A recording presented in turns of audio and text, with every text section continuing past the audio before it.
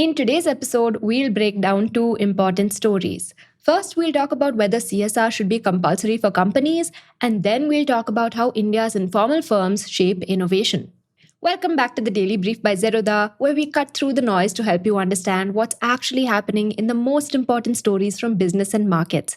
If you're listening to this on your commute, on a walk, or at the gym, you can also find the Daily Brief as an audio podcast on Spotify, Apple Podcasts, or wherever you listen to your podcasts. I'm your host Akshara, and today is Monday, 6th April.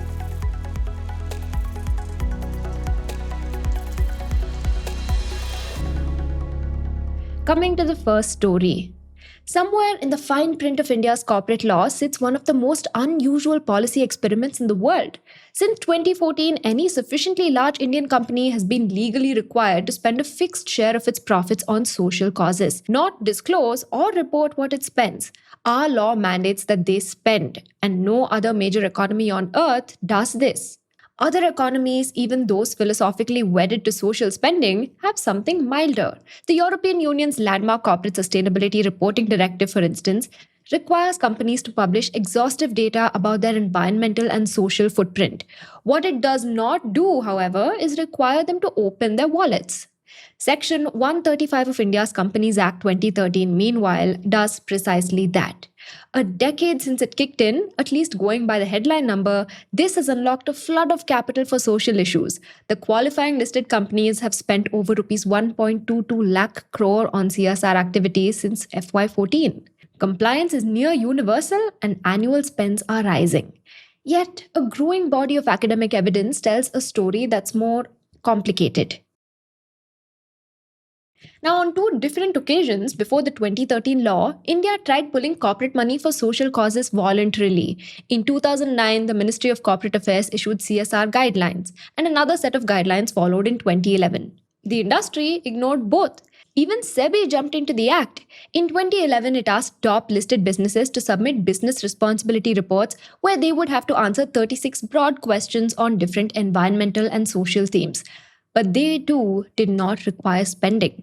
But in the political context of the day, people demanded more. India's post-1991 liberalization had procured extraordinary private sector growth, but inequality had widened alongside it. When the Companies Bill was being debated in Parliament in 2012, 176 million Indians still lived in extreme poverty, while the top 1% captured 22% of national income. So when the Companies Act was first being drafted, the government attempted a comply or explain agenda. If a firm did not spend on social issues, it merely had to disclose why in the board's report with no penalties. When the law went to the Parliamentary Standing Committee, they pushed for mandatory language. The law that was eventually passed and came into force on April 1st, 2014, required spending. India had become a genuine global first. Mauritius before us had experimented with a 2% CSR rule from 2009, but they unwound it by 2015. India's version has only grown since. Now here's what the law actually requires. If you're a company that crosses one of three thresholds, your net worth is above rupees 500 crore, your turnover exceeds rupees 1000 crore, or your net profit crosses rupees 5 crore, you have to spend at least 2% of your average net profits from the last 3 years on social issues. That money could go into education, healthcare, hunger eradication, or so on. The law carries a detailed list of activities you can spend on. Now, companies spending more than rupees 50 lakh must even constitute a board-level CSR committee to oversee the spending. For a while, companies found it easy to get around these requirements. But amendments from 2021 turned the framework from comply or explain to comply or suffer. A failure to spend now carries real financial penalties. Now, the new law unleashed a gigantic wave of spending.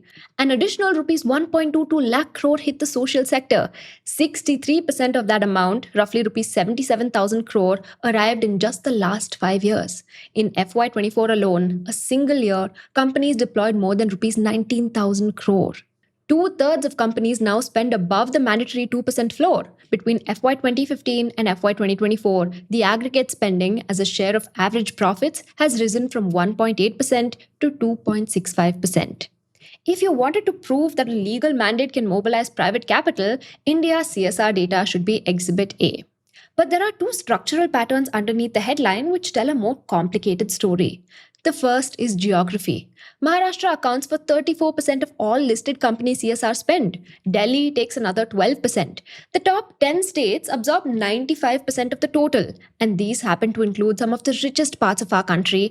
Meanwhile, India's aspirational districts, the government's designation for its most deprived areas, received just 12% of total CSR spend in FY24. Now, this flows directly from the law.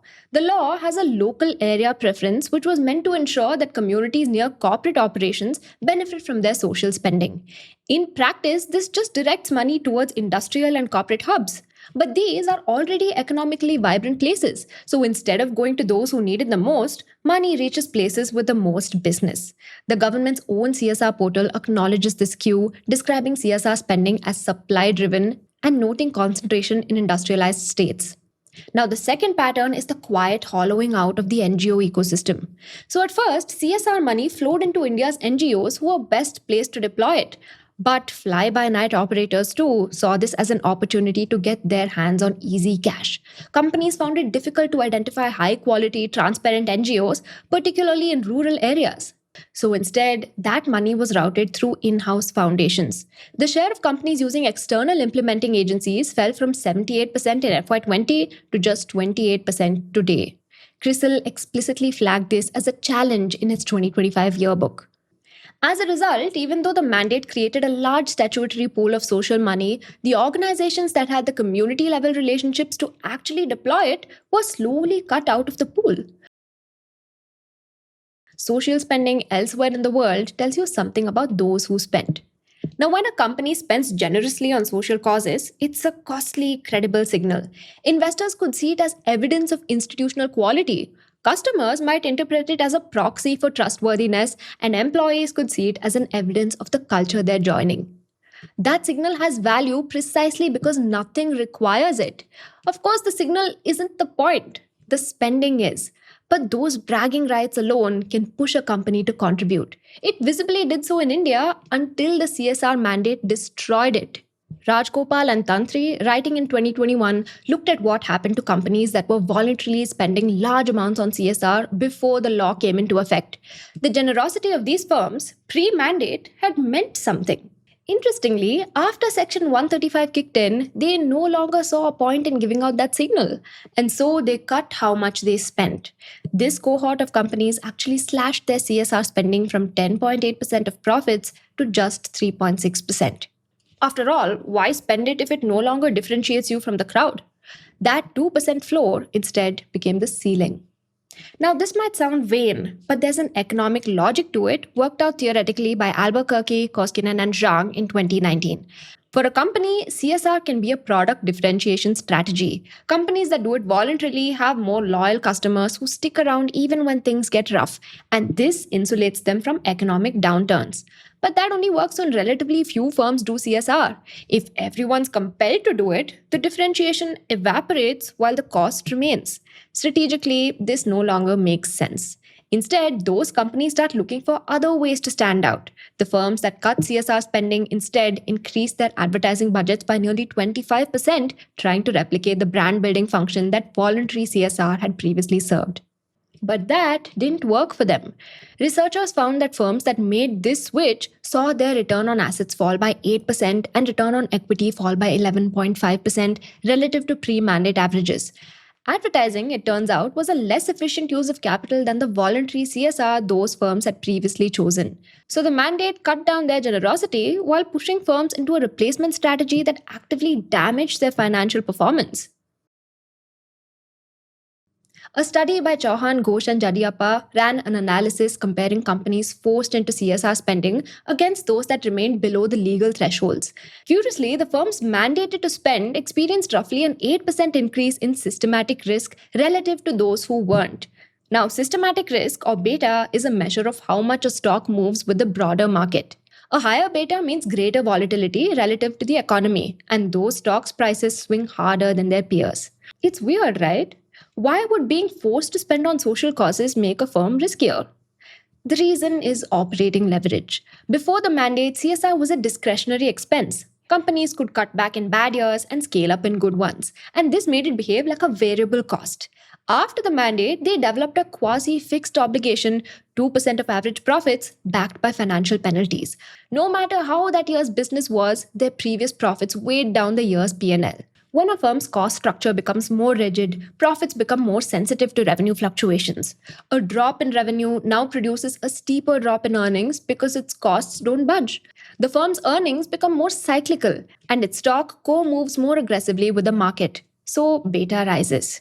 Another study found that the announcement of the mandate caused a 4.1% drop in share prices for anyone forced to spend, a decline that actually exceeded the 2% spending requirement itself. The market was pricing in more than just the cash outflow. It was looking at compliance costs, managerial distraction, and this operating leverage effect. Other research found mandatory CSR also increased corporate debt yield spreads by around 43 basis points, adding financing costs on top of the equity risk. There's also an irony to this tax statement. CSR expenditure is explicitly not tax deductible under Section 37 of the Income Tax Act. The government actually added a specific carve out to deny this deduction. So companies pay the 2% levy and cannot offset it against taxable income. This operates like a tax, but one that can't be adjusted against what a normal business would attract. Now, all of this became a reason for companies to avoid qualifying for the CSR expense, and they found innovative ways to avoid it. Gangopadhyay and Homroy found an unusually large cluster of companies reporting net profits that happened to fall just short of the rupees 5 crore threshold that triggers the obligation. How come? The firms near the threshold started inflating R&D expenditure, which is tax deductible, to bring reported profits below the trigger. Now, the spillover was oddly positive. These firms filed more patents and announced more new products than their peers, and all of this was motivated by avoidance, not innovation. Another study found that mandatory CSR firms adopted more conservative accounting practices, recognizing losses faster and gains more slowly because CSR obligations are pegged to reported net profits. Conservative accounting in this context has become a tool for minimizing a regulatory burden. Now, this isn't to argue that CSR is worthless. It has moved real money towards real needs. Rupees 1.22 lakh crore went to education, healthcare, and sanitation over a decade. During COVID 19 alone, nearly rupees 7,000 crore in CSR funds went to healthcare infrastructure. But the evidence suggests that while it increased the quantum of CSR, it reduced its quality. It made firms reluctant to spend because the signal that spending created was diluted. And it also made firms riskier. So, in other words, this was a trade off, maybe even a good one, but not one without problems. For all the sources mentioned in this video, don't forget to check out our newsletter. The link is in the description. Coming to the second story. The story of economic development at its simplest goes like this. Poor countries have large informal economies, rich ones don't. As we've covered before, informality is usually a sign of an economy that's yet to fully develop. As incomes rise, firms formalize. They register, pay taxes, follow regulations, and the shadow economy gradually shrinks. And as they formalize, they also gain scale and increase productivity. The journey in the middle of both these places is what's really hard to navigate, and India is very much in that middle. Now, depending on how you measure it, the informal sector accounts for somewhere close to half our GDP and over 85% of the workforce. These are firms that produce real things like textiles, garments, furniture, and food, but do so outside the formal regulatory and tax system. Many of them, as we've covered before, are tiny household operations that aren't very productive. Others may still be unregistered, mid sized manufacturers with significant output. This is where the standard development story gets complicated.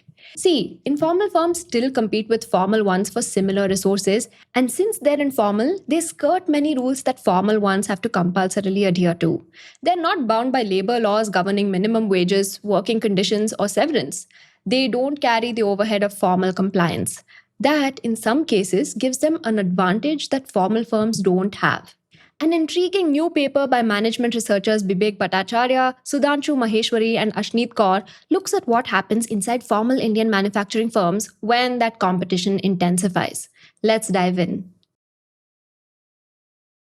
Now, the hypothesis of the paper starts with the idea that informal firms are cheaper almost by design. So, for a formal manufacturer trying to compete, this is a structural problem and not an operational one. You can try to cut costs, but there's a floor below which you can't go without breaking the law. And the informal competitor doesn't have that floor. The obvious response is to get better, to offer something the informal sector can't easily replicate. But differentiation tends to require investment, spending on R&D and new technology and so on.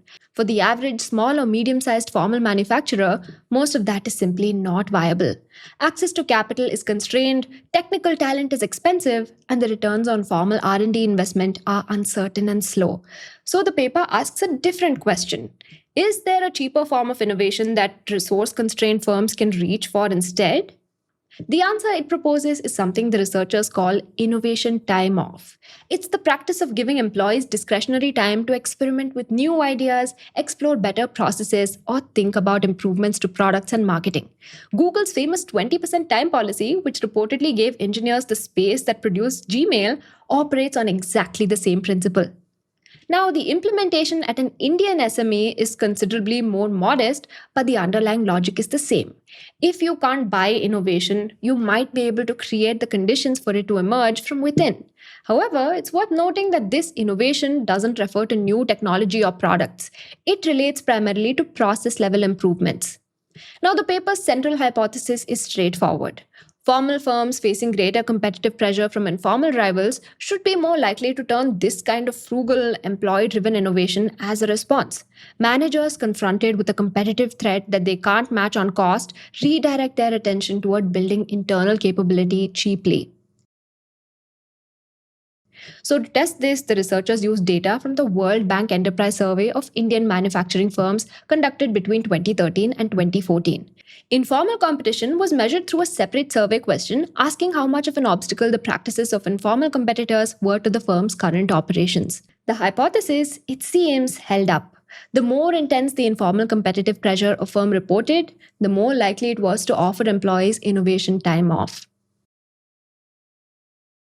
Now, the main finding is that informal competition increases the likelihood of innovation time off. But the paper also asks under what conditions does this relationship weaken? When do formal firms facing informal competition not respond by investing in employee driven innovation? The paper finds two factors that dampen the effect of informal competition. And in a way, these are very relevant to the broader Indian economy. Now, the first is whether the formal firm is located in a special economic zone or SEZ. Now, SEZs in India offer formal firms tax exemptions, simplified regulatory procedures, better physical infrastructure, and a more predictable operating environment. These advantages allow firms inside SEZs to close some of the cost gap with informal competitors through policy rather than through internal effort. As a result, the competitive threat from informal firms is less salient for SEZ located manufacturers, and the threat from informal firms feels less urgent to formal firms, and hence the impulse to pursue frugal innovation doesn't arise in the same way. The second condition is about labor flexibility. Historically, India's labor laws have made workforce adjustment difficult for formal firms, and this rigidity itself is one of the structural reasons informality has remained so prevalent. Informal firms don't have to comply with employment protection requirements at all, which gives them yet another dimension of operational agility. But some formal firms do possess meaningful labor flexibility, either through the nature of their contracts or the composition of their workforce. For these firms, the response to informal competitive pressure may run through a different mechanism. So rather than investing in internal innovation, they might choose to manage cost pressure by adjusting headcount, hiring and firing as per demand. It's a rational competitive response, but it means the innovation channel gets weaker. Now, there are a few caveats to these findings. For one, the survey only asks whether firms grant employees this time, not whether anything useful comes out of it. A firm could answer yes and have genuinely nothing to show for it, no new products, no process improvements, no measurable outcome. The paper is a study of the adoption of a practice, but not of its effectiveness. Whether innovation time off in resource constrained Indian manufacturing actually produces better outcomes is a separate question that this paper doesn't answer. Secondly, what's also worth acknowledging is the time period of the data. The findings come from a data set that's over a decade old. And since then, India has changed in significant ways. GST was introduced in 2017 and has measurably pushed some activity into the formal economy. The regulatory environment has shifted, and digital infrastructure has expanded substantially. There are legitimate questions about how precisely these findings would replicate today. But the informal sector in India is still enormous. It still employs the vast majority of the workforce, and the fundamental structural dynamics the paper describes haven't been resolved. The broad direction of the findings is likely still valid, even if the precise magnitudes have shifted. Now, the policy implications that emerge from these findings are complicated. Both SEZs and labor flexibility are policy instruments that India has used to help formal manufacturers compete. And as we've covered before, they can be highly valuable to India's economic development while also formalizing our economy further. But the paper's findings suggest they work with a side effect. By reducing the pressure that informal competition creates, they also reduce the likelihood that firms respond through this kind of low cost, employee driven innovation. Now, that's not a reason to abandon SEZs or labor reform, and increasing formalization of the economy is certainly an aspiration worth striving for. However, policies that shield formal manufacturers from the cost disadvantages of informality may need to be paired with explicit incentives to invest in internal innovation capacity. Otherwise, protection enables survival without necessarily enabling growth beyond it. This conundrum is less about how innovation works and more about how a developing country is forced to fight through its constraints. Now, coming to the tidbits. Bharti Airtel has secured a $1 billion investment in its data center subsidiary Nextra Data from Alpha Wave Global, Carlyle, and Anchorage Capital. This is to expand its network footprint across India, and Airtel is also investing in the round. Coming to the next tidbit. The government hiked ATF prices by over 115% to rupees 2.07 lakh per kiloliter. This reflects the full pass-through of surging crude prices to aviation fuel. Indigo has already added a rupees 10,000 fuel surcharge on long-haul international routes in response. Coming to the final tidbit. TVS Motor posted its strongest ever March with total sales surging 25% to over 519,000 units. EV sales jumped 44% to nearly 39,000 units, three-wheeler sales rose 46%, and international business grew 25%. The numbers cap a record quarter for TVS on sales, revenue, and profits. That's all the news I have for you. Thank you so much for watching, and see you in the next one. Disclaimer: this content is for informational purposes only. None of the stocks, brands, or products mentioned are recommendations or endorsements.